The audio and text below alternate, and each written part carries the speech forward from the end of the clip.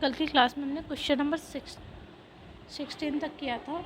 आज हम question number 17 से कंटिन्यू करते हैं। क्वेश्चन नंबर 17, किस शासक ने अंतिम समय में जैन धर्म अपनाकर जैन धर्म के अनुसार अपने प्राण त्यागे थे? तो हमारा राइट आंसर होगा option number C, Chandragupta Maurya. Chandragupta Maurya ने जैन आचार्य भद्रबाहु से जैन धर्म की दीक्षा ली।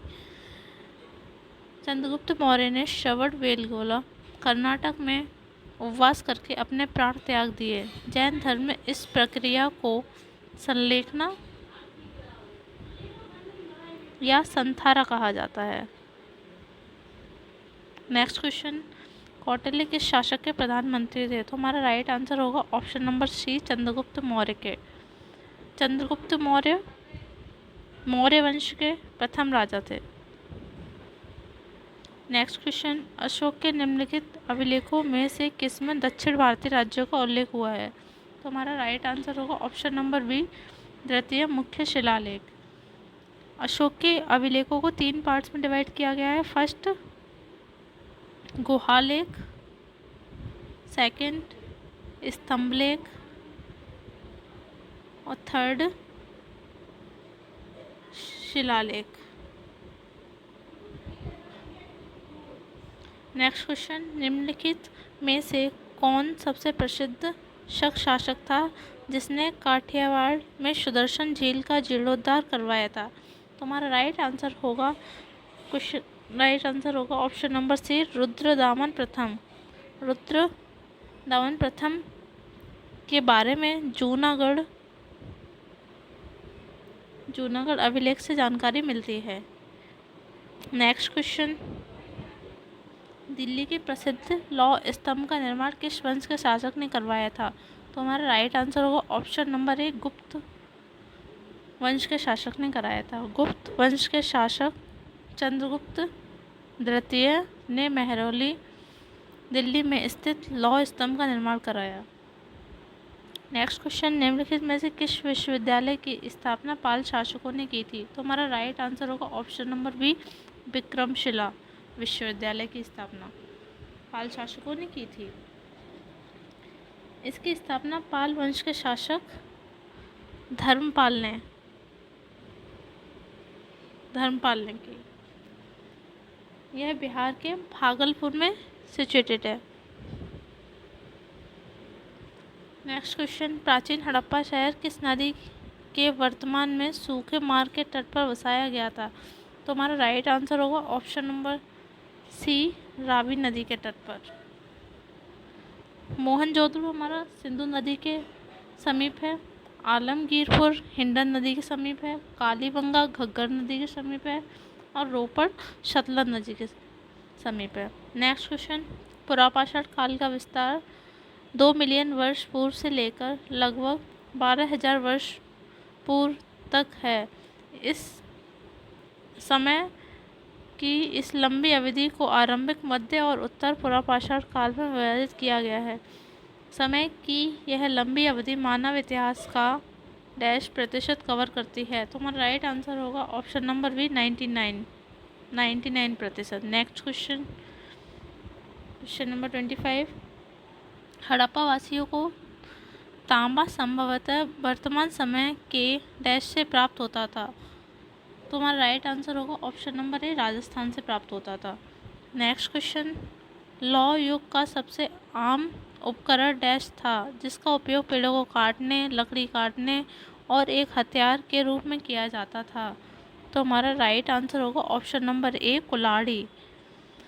नेक्स्ट क्वेश्चन, निम्नलिखित में से किस नदी का नाम ऋग्वेद में केवल एक बार आया है? तो हमारा राइट आंसर होगा ऑप्शन नंबर ए, गंगा। और ऋग्वेद में यमुना का नाम 3 बार आया है। और सबसे पवित्र नदी सरस्वती है।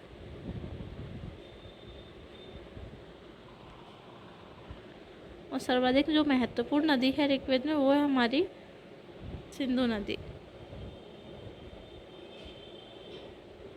नेक्स्ट क्वेश्चन, डैश वेद चारों वेदों में सबसे छोटा है। यह हिंदू परंपरा में एक दिव्य स्थिति रखता है और दोनों और मंत्रों का संग्रह है। तो हमारा राइट आंसर होगा option number B, Samaveda. Rigveda के तीसरे मंडल में गायत्री मंत्र का उल्लेख है।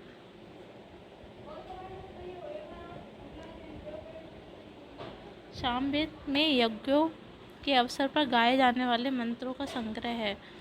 अथर्ववेद में जादू टोना तथा तंत्र मंत्र का संग्रह है। यजुर्वेद कर्मकांडीय वेद है। नेक्स्ट क्वेश्चन नंबर 29, निम्नलिखित में से कौन सा सबसे पुराना वेद है?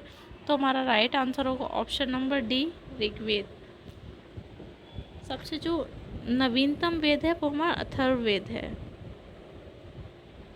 गद्य व पद्य जो दोनों में है वो हमारा यजुर्वेद है। भारतीय संगीत का जनक जो कहा जाता है वो हमारा सामवेद को बोला जाता है। ऋग्वेद, सामवेद तथा यजुर्वेद को वेदयत्री कहा जाता है। निम्नलिखित में से कौन सा पुरातात्विक स्थल वर्तमान भारत में स्थित नहीं है? तो हमारा राइट आंसर होगा option number C, Mehrgarh. Mehrgarh वर्तमान बलूचिस्तान पाकिस्तान में स्थित है। नेक्स्ट क्वेश्चन, वेदों में सबसे पुराना वेद ऋग्वेद है जिसकी रचना लगभग 10 वर्ष पहले हुई थी। तो हमारा राइट आंसर होगा ऑप्शन नंबर बी, 3500 वर्ष पहले हुई थी। ऋग्वेद के अंतर्गत 10 मंडल और 1028 सूक्ति हैं और लगभग 10,580 ऋचाएँ हैं। इसके ऋग्वेद को पढ़ने वाले को होत्र या होता कहते हैं। ऋग्वेद के 2 ब्राह्मण ग्रंथ हैं। नेक्स्ट क्वेश्चन, डैश शहर कच्छ के रण में खादिर वेद, जिसे बेट भी कहा जाता है, पर स्थित था, जहाँ ताज़ा पानी और उपजाऊ मिट्टी थी। तो हमारा राइट आंसर होगा option number D, Dholavira. Dholavira Kutch, Gujarat में स्थित है। इसके खोजकर्ता हैं जो वो हमारे JP जोशी हैं। नेक्स्ट क्वेश्चन नंबर 33, सिंधु घाटी सभ्यता के निम्नलिखित में से किस स्थल पर महास्नागार की खोज की गई थी? तो हमारा राइट आंसर होगा option number B, Mohenjodaro. Mohenjodaro से हमें नर्तकी की एक कांस्य की मूर्ति प्राप्त हुई है तथा 3 मुख वाले देवता पशुपतिनाथ की भी मूर्ति प्राप्त हुई है। मातृ देवी की मूर्ति भी यहीं से प्राप्त हुई है। नेक्स्ट क्वेश्चन नंबर 34, हड़प्पा कालीन स्थल रंगपुर भारत के किस वर्तमान राज्य में स्थित है? तो हमारा राइट आंसर होगा option number B, Gujarat. Kalibangan Rajasthan में स्थित है। राजस्थान में है। बनावली हरियाणा में है तथा धौलावीरा गुजरात में। वेद ऋषि कपिल का संबंध भारतीय दर्शन के डैश संप्रदाय से था। तुम्हारा राइट आंसर होगा ऑप्शन नंबर सी, सांख्य दर्शन से। न्याय दर्शन से संबंध था हमारे गौतम बुद्ध का। पूर्व मीमांसा संबंध जैमिनी। उत्तर मीमांसा बादरायण तथा योग पतंजलि। चारवाक का चारवाक। नेक्स्ट क्वेश्चन, प्राचीन शहर लोथल जो अब एक प्रमुख पुरातात्विक स्थल के रूप में प्रसिद्ध है, भारत के किस राज्य में स्थित है? तो हमारा राइट आंसर होगा option number D, Gujarat. Gujarat जो हमारा लोथल है वो भोगवा नदी के तट पर स्थित है तथा इसकी जो खोज है वो डॉक्टर एस आर राव ने की थी।